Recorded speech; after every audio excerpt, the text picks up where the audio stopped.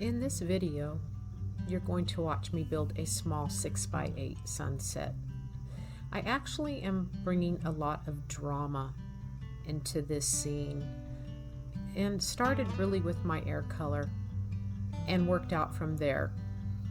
I've already blocked in a very easy, basic foreground that we're not going to study in this video. I know it's a little bit shaky. My filming on this was a little sporadic, I would say. But I think you'll get the point in learning, just coming in and just design some nice cloud structures. Hopefully you have a photograph that you're going by where you can see some nice design and shapes, and you may make some changes along the way. This is a 6x8 and it's painted on a gesso board. So I like to work on these small pieces. It gives me thoughts for larger paintings. It's inspiring to me.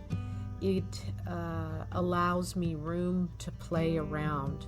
You know, if you're always on a big painting and you're working on something serious, I believe there are times you get intimidated and you won't try new things.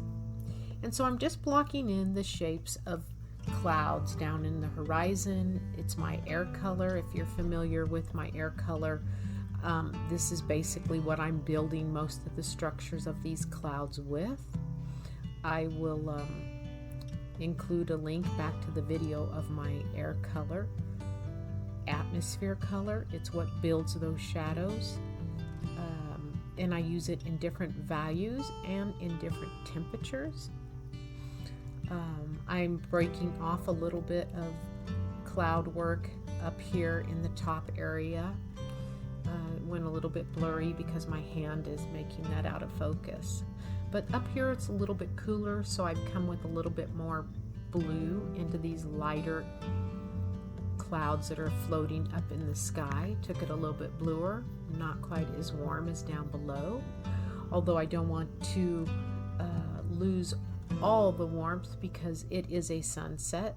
So I'm going to pick up a little bit of warmth and just drag it along the base of the larger mass of this cloud here. I'm using a Hamburg brush. It's a very small brush. It's Premier Hamburg brushes, and they're just a nice soft badger hair type, although they're not badger hair, but they resemble it. It's like a number 4 filbert that I'm using, and then I also use a smaller one, a number 2, further in the video. You can see how intense my air color is here. That's white, ultramarine blue deep, and cad red light, but I've put a little bit of alizarin in that as well. You can see my yellows are pretty intense. I'm going for some drama in this. I want to push the drama. I know I'm going to do some softening a little bit later, so I'm just making sure I've got some pretty intense color to work with.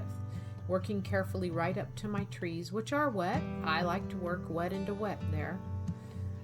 You can see that I jumped ahead here with where we are in the painting. A lot of that sky got blocked in. Really, it's the white and ultramarine blue with some different values up there, and coming down into the horizon area, lightening that blue with a little bit of what I use, Severs blue. You could use cerulean blue.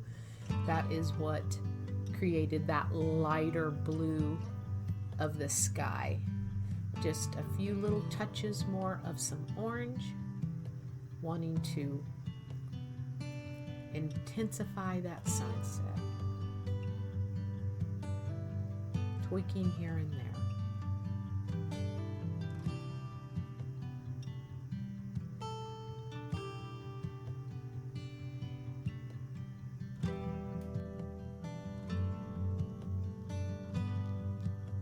Softened all the clouds, did some softening, did some tweaking, put some bright highlights on with a white and yellow thick paint.